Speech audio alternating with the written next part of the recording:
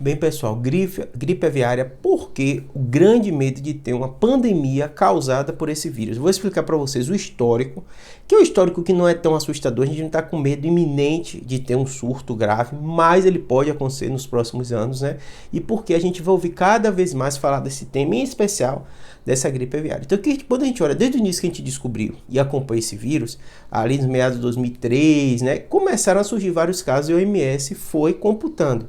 Claro que a gente sabe, né, que o mundo tão grande, as aves tão espalhadas, como elas são muitas aves migratórias, é difícil a gente acompanhar em todos os países. Mas os dados que a gente tem hoje, a gente coloca ali da ordem, né, de quase 900 mortes causadas por esse vírus, acompanhado desde 2003, mais ou menos. Ou seja, muitos anos, né, pensar 20 anos, só 800 mortes, mas é o Júlio, isso não assusta. Isso no Brasil, morre de acidente de carro em 2, 3 dias, né? Tudo bem.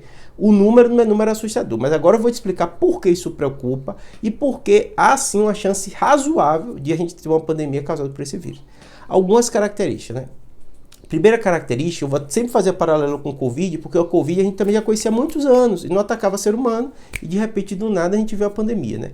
Então o que acontece? Muitos desses vírus, muitos desses agentes infecciosos, eles atacam uma espécie de animal e ficam às vezes por décadas nessa espécie de animal sem grandes mutações.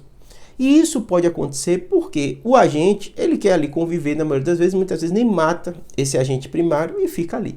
Depois a gente começa a ver alguns fenômenos, que é o que está acontecendo já com a gripe aviária, de mutações que atacam seres humanos. Ah, Júlio, é de ave direto para ser humano? Não, começa a atacar mamífero. E isso está muito claro. Nessa quase 2 décadas que a gente acompanha, a gente vai vendo cada vez mais esse vírus sofrer mutação e cada vez mais ele fazer parte de infectar mamíferos. E toda vez que ele infecta mamífero, o salto dele, a mutação que tem que acontecer para ele afetar seres humanos pela proximidade evolutiva, né, é muito menor. E aí a gente começou a ver vários fenômenos de gripe aviária sendo pequenos surtos. Não são números absurdos de morte, né? Como eu falei para você, algumas centenas de mortes, não são números absurdos, mas com a frequência cada vez maior. Então a gente já começa a ver, aqui na América do Sul, fiz vídeo ano passado falando disso, né? Com milhares de mamíferos aquáticos sendo infectados por esses vírus, milhões de aves mortas, né? A gente teve nos últimos anos na Europa mortas por causa dessa gripe. Essa gripe aviária pegando muito rápido a ave e se espalhando muito rápido também nos mamíferos. Ou seja, né, ela começa a fazer parte de outros habitats dos mamíferos e as mutações que vão ser necessárias para ocorrer para pegar seres humanos, elas estão chegando, né? E aí tem o primeiro caso que o CDC informa dos Estados Unidos de animais que convivem com a gente, ou animais, nesse caso foi uma vaca leiteira, né, mas a proximidade com vaca de corte está ali, pegou para seres humanos. Ou seja, o salto evolutivo para chegar a gente está muito próximo e deve acontecer.